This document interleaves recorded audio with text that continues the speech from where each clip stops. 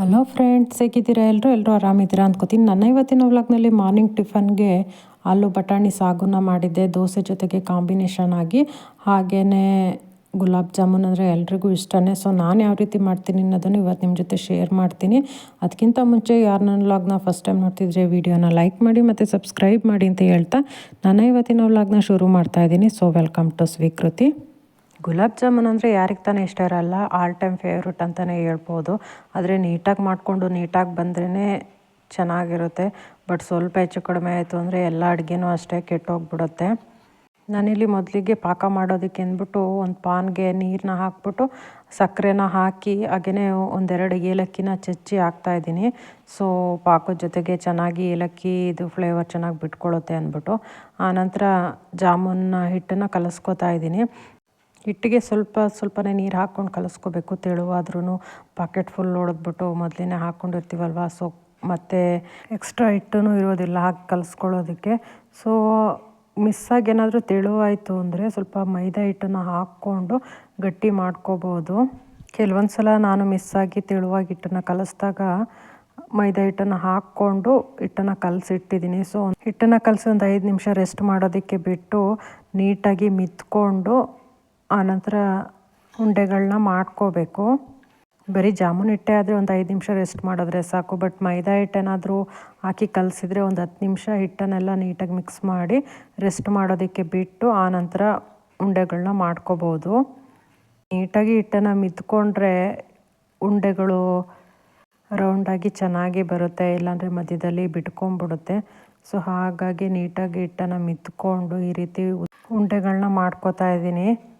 ಮನೇಲಿ ಜಾಸ್ತಿ ಜನ ಏನಾದರೂ ಇದ್ದಾಗ ಚಿಕ್ಕದಾಗಿ ಉಂಡೆಗಳನ್ನ ಮಾಡ್ಕೋಬೋದು. ಬಟ್ ಮನೇಲಿ ಯಾರು ಜಾಸ್ತಿ ಜನ ಇಲ್ಲ, ಮನೆಗೆ 2 ಗೆಸ್ಟ್ ಬಂದಿದ್ದರು. ಸೊ ಅವ್ರಿಗೋಸ್ಕರ ಮಾಡ್ತಿರೋದ್ರಿಂದ ನಾವಿಬ್ಬರು ಮನೇಲಿರೋದು ಮತ್ತು ಅವ್ರಿಗಿಬ್ಬರು. ಸೊ ಜಾಸ್ತಿ ಏನು ಬೇಕಾಗಿರಲಿಲ್ಲ ಜಾಮೂನು, ಹಾಗಾಗಿ ಸ್ವಲ್ಪ ದಪ್ಪನೇ ಉಂಡೆ ಮಾಡ್ಕೋತಾ ಇದ್ದೀನಿ. ಸೊ ಜಾಮೂನಾದರೂ ಅಷ್ಟೇ, ಬೇರೆ ಅಡುಗೆಗಳಾದರೂ ಅಷ್ಟೇ ನೀಟಾಗಿ ಮಾಡಿಕೊಂಡ್ರೆ ಅಷ್ಟೇ. ಸ್ವಲ್ಪ ಹೆಚ್ಚು ಕಡಿಮೆ ಆಯಿತು ಅಂದರೆ ಇಡೀ ಅಡುಗೆನೇ ಕೆಟ್ಟೋಗ್ಬಿಡುತ್ತೆ.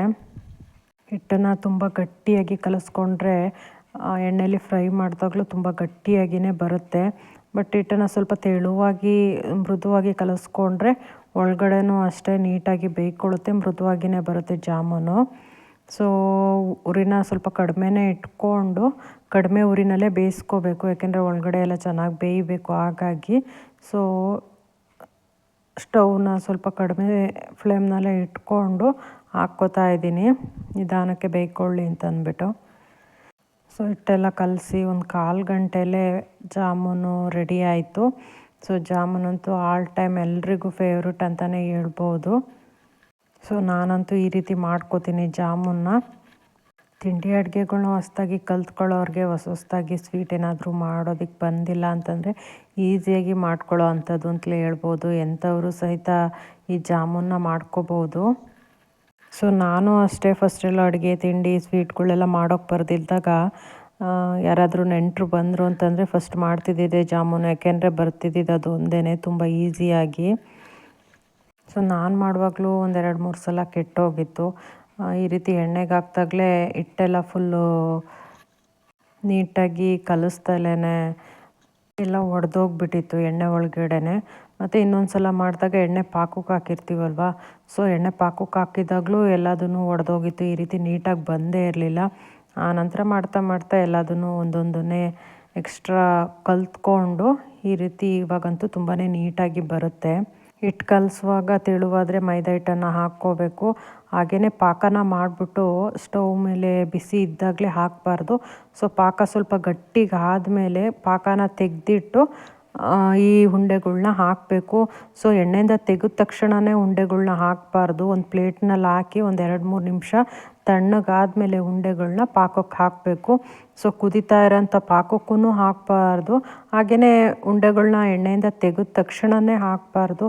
ಸೊ ತೆಗೆದ ತಕ್ಷಣವೇ ಹಾಕಿ, ಇಲ್ಲಾಂದರೆ ಪಾಕ ಕುದಿಯುವಾಗಲೇ ಹಾಕಿದ್ರೆ ಸೊ ಜಾಮೂನೆಲ್ಲ ಹಾಳಾಗುತ್ತೆ. ಮತ್ತು ಪಾಕಕ್ಕೆ ಹಾಕ್ಬಿಟ್ಟು ಪ್ಲೇಟ್ನ ಮುಚ್ಚಿ ಬಿಡಬಾರ್ದು. ಸೊ ಆವಾಗಲೇ ಎಲ್ಲ ಹಾಳಾಗೋಗೋದು. ಹಾಗೆಯೇ ಎಲ್ಲ ಒಡ್ಕೊಂಬಿಟ್ಟು ಫುಲ್ ಜಾಮೂನ್ ಶೇಪೇ ಹೊರಟೋಗುತ್ತೆ. ಸೊ ಪಾಕಕ್ಕೆ ಹಾಕಿ ಹಾಗೆಯೇ ಬಾಯಿ ತೆಗೆದು ಬಿಡಬೇಕು ಸ್ವಲ್ಪ ತಣ್ಣಗಾಗೋ ತನಕ. ಸೊ ಈ ಒಂದೆರಡು ಟ್ರಿಕ್ಸು ಎಲ್ರಿಗೂ ಯೂಸ್ ಆಗ್ಬೋದು. ಸೊ ಮಾರ್ನಿಂಗ್ ಟಿಫನ್ಗೆ ದೋಸೆನ ಮಾಡ್ತಾಯಿದ್ದೀನಿ. ದೋಸೆಗೆ ಮಾಮೂಲಿಯಾಗಿ ಆಲೂಗೆಡ್ಡೆ ಪಲ್ಯನ ಮಾಡ್ತೀವಿ. ಬಟ್ ಇವತ್ತು ಸ್ವಲ್ಪ ಚೇಂಜ್ ಇರಲಿ ಅಂತಂದ್ಬಿಟ್ಟು ಆಲೂಗೆಡ್ಡೆ ಜೊತೆಗೆ ಬಟಾಣಿನೂ ಬೇಯಿಸ್ಬಿಟ್ಟು ಬಟಾಣಿ ಆಲೂ ಸಾಗುನ ಮಾಡ್ತಾಯಿದ್ದೀನಿ. ಬಟಾಣಿ ಆಲೂ ಸಾಗುನ ದೋಸೆಗೆ ಅಂತ ಅಲ್ಲ, ಪೂರಿ ಜೊತೆಗೆ ಚಪಾತಿ ಜೊತೆಗೂ ತುಂಬಾ ಚೆನ್ನಾಗಿರುತ್ತೆ, ಪರೋಟ ಜೊತೆಗೂ ಚೆನ್ನಾಗಿರುತ್ತೆ. ಮೊದಲಿಗೆ ಆಲೂಗೆಡ್ಡೆ ಸಿಪ್ಪೆನೆಲ್ಲ ಮೇಲ್ಗಡೆ ತೆಕ್ಕೊಂಡು ಕಟ್ ಮಾಡಿ ಆಲೂಗೆಡ್ಡೆನ ಬೇಯೋದಕ್ಕೆ ಇಟ್ಕೊಂಡೆ. ಸೊ ಆಲೂಗೆಡ್ಡೆ ಬೆಂದಾದಮೇಲೆ ಅದೇ ನೀರಿಗೆ ರಾತ್ರಿ ನೆನೆಸಿಟ್ಟಿದ್ದಂಥ ಬಟಾಣಿನೂ ಹಾಕಿ 3 ವಿಷಲ್ ಮಾಡಿಸಿದ್ದೀನಿ. ಸೊ ಅದು ವಿಷಲೆಲ್ಲ ಇಳಿದ್ಮೇಲೆ ಒಂದು ಬಾಣಲಿಗೆ ಸ್ವಲ್ಪ ಎಣ್ಣೆನ ಹಾಕಿ ಕಡಲೆಬೇಳೆ, ಸಾಸಿವೆ, ಜೀರಿಗೆ ಹಾಗೆಯೇ ಕಟ್ ಮಾಡಿಟ್ಟಿದ್ದಂಥ ಈರುಳ್ಳಿ, ಹಸಿರು ಮೆಣಸಿನ್ಕಾಯಿ, ಕರಿಬೇವನ್ನ ಹಾಕಿ ಫ್ರೈ ಮಾಡ್ಕೊತಾ ಇದ್ದೀನಿ. ನಿಜವಾಗ್ಲೂ ಈ ಸಾಗು ಅಂತೂ ಡಿಫ್ರೆಂಟ್ ಟೇಸ್ಟ್ ಅಂತೂ ಕೊಡುತ್ತೆ. ಒಂದೇ ಥರದ್ದು ಪಲ್ಯಗಳನ್ನ ತಿನ್ನೋದಕ್ಕಿಂತ ಆಲೂಗೆಡ್ಡೆ ಪಲ್ಯನೇ ಯಾವಾಗಲೂ ದೋಸೆಗೆ ಮಾಡ್ಕೊತಿರ್ತೀವಿ. ಬಟ್ ಈ ಸಾಗು ಸ್ವಲ್ಪ ಡಿಫ್ರೆಂಟ್ ಟೇಸ್ಟ್ ಇರುತ್ತೆ, ತುಂಬಾ ಚೆನ್ನಾಗಿತ್ತು. ದೋಸೆ ಜೊತೆಗಂತೂ ಒಳ್ಳೆ ಕಾಂಬಿನೇಷನ್ ಅಂತಲೇ ಹೇಳ್ಬೋದು. ಖಂಡಿತವಾಗಿಯೂ ಎಲ್ಲರೂ ಒಂದು ಸಲ ಟ್ರೈ ಮಾಡಲೇಬೇಕು, ಅಷ್ಟು ಚೆನ್ನಾಗಿತ್ತು ಟೇಸ್ಟ್ ಅಂತೂ. ಈರುಳ್ಳಿನ ಒಂದು 4-5 ನಿಮಿಷ ಫ್ರೈ ಆದಮೇಲೆ ಅದಕ್ಕೆ ಒಂದು ಅರ್ಧ ಸ್ಪೂನಷ್ಟು ಶುಂಠಿ ಬೆಳ್ಳುಳ್ಳಿ ಪೇಸ್ಟ್ನ ಹಾಕ್ಕೋತಾ ಇದ್ದೀನಿ. ಶುಂಠಿ ಬೆಳ್ಳುಳ್ಳಿ ಪೇಸ್ಟ್ ಹಾಕಿ 1-2 ನಿಮಿಷ ಫ್ರೈ ಮಾಡ್ಕೋಬೇಕು. ಹಸಿ ವಾಸನೆ ಹೋಗೋ ತನಕ ಫ್ರೈ ಮಾಡಿಕೊಂಡು ಆನಂತರ ಒಂದು ಚಿಟಿಕೆಯಷ್ಟು ಅರಿಶಿಣ ಹಾಗೆಯೇ ರುಚಿಗೆ ಎಷ್ಟು ಬೇಕೋ ಅಷ್ಟು ಉಪ್ಪನ್ನು ಹಾಕಿ ಆನಂತರ ಬೆಂದಿದ್ದಂಥ ಆಲೂಗೆಡ್ಡೆನ ನೀಟಾಗಿ ಸ್ಮ್ಯಾಶ್ ಮಾಡ್ಕೊಂಡಿದ್ದೀನಿ. ಸೊ ಸ್ಮ್ಯಾಶ್ ಮಾಡಿರೋಂಥ ಆಲೂಗೆಡ್ಡೆನ ಹಾಕ್ಕೋತಾ ಇದ್ದೀನಿ.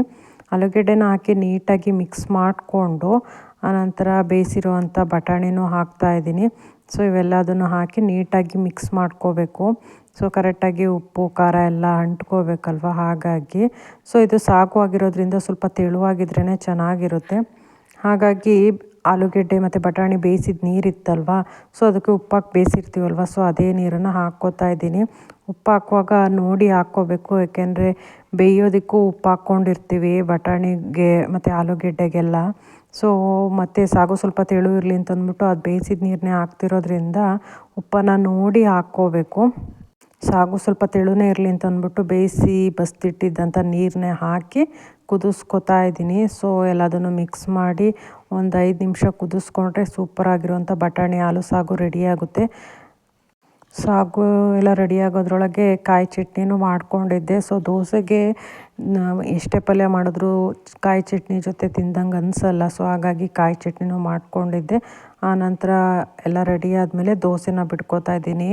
ಕೆಲವೊಂದು ಸಲ ದೋಸೆ ಹಿಟ್ಟಂತೂ ಎಷ್ಟು ಕ್ರಿಸ್ಪಿಯಾಗಿ ಬರೋದೇ ಇಲ್ಲ. ಬಟ್ ಈ ಸಲ ಅಂತೂ ದೋಸೆ ತುಂಬ ಚೆನ್ನಾಗಿಯೇ ಬಂತು. ತುಂಬಾ ಕ್ರಿಸ್ಪಿಯಾಗಿ ತುಂಬಾ ತೆಳುವಾಗಿ ಹಾಕೋ ಥರ ಬಂತು. ಸೊ ತುಂಬಾ ಖುಷಿ ಅನಿಸೋಯ್ತು. ಎಷ್ಟೇ ಥರದ ಅಡುಗೆಗಳು ಮಾಡಿದ್ರು ಬಟ್ ದೋಸೆ ಒಂದೊಂದು ಸಲ ಕೈ ಕೊಟ್ಬಿಡುತ್ತೆ. ನಮ್ಮ ಮನೇಲಂತೂ ತುಂಬ ತೆಳುವಾಗಿಯೇ ಹಾಕಬೇಕು. ಬಟ್ ಒಂದೊಂದು ಸಲ ದೋಸೆಗೆ ಮಿಕ್ಸಿ ಮಾಡ್ಕೋತೀವಲ್ವ, ಅದಕ್ಕೆ ರೈಸ್ ಸ್ವಲ್ಪ ಜಾಸ್ತಿನೇ ಹಾಕ್ಬಿಟ್ರೆ ದೋಸೆ ಅಂತೂ ಇಷ್ಟು ಕ್ರಿಸ್ಪಿಯಾಗಿ ಬರೋದೇ ಇಲ್ಲ. ಸೊ ಇವತ್ತಂತೂ ದೋಸೆ ತುಂಬ ಚೆನ್ನಾಗಿಯೇ ಬಂದಿತ್ತು. ಸೊ ಕಟ್ ಮಾಡಿದಂಥ ಈರುಳ್ಳಿ ಇತ್ತು, ಹಾಗೆಯೇ ಈರುಳ್ಳಿನ ಮೇಲೆ ಹಾಕಿ ಈರುಳ್ಳಿ ದೋಸೆ ಥರ ಮಾಡಿಕೊಂಡೆ. ಆ ದೋಸೆನೂ ಅಷ್ಟೇ ತುಂಬ ಚೆನ್ನಾಗಿಯೇ ಬಂತು. ಸೊ ಎರಡೂ ರೆಸಿಪಿಗಳ್ನೂ ಖಂಡಿತ ಎಲ್ಲರೂ ಈಸಿಯಾಗಿ ಟ್ರೈ ಮಾಡ್ಬೋದು. ಸೊ ನನ್ನ ಇವತ್ತಿನ ವ್ಲಾಗ್ ನಿಮಗೆ ಇಷ್ಟ ಆಗಿದ್ದರೆ, ನಾನು ಮಾಡಿದ್ದಂಥ 2 ರೆಸಿಪಿಗಳು ನಿಮಗೆ ಇಷ್ಟ ಆಗಿದ್ದರೆ ವಿಡಿಯೋನ ಲೈಕ್ ಮಾಡಿ ಮತ್ತು ಸಬ್ಸ್ಕ್ರೈಬ್ ಮಾಡಿ ಅಂತ ಹೇಳ್ತಾ ನನ್ನ ಇವತ್ತಿನ ವ್ಲಾಗ್ನ ಮುಗಿಸ್ತಾ ಇದ್ದೀನಿ. Thank you.